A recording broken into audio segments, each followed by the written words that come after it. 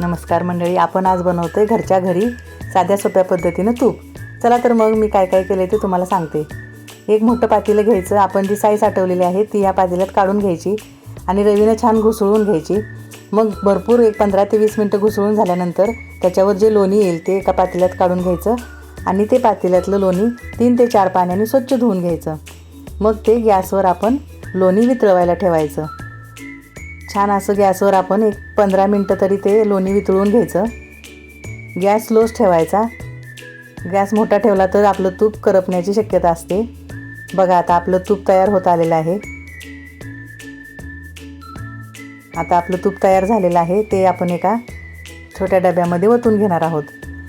असं घरच्या घरी आपण सोप्या पद्धतीनं तूप तयार करू शकतो. चला तर मग तुम्ही पण करून बघा घरच्या घरी तूप. तुम्हाला रेसिपी आवडली असेल तर लाईक करा, शेअर करा आणि सबस्क्राईब करा.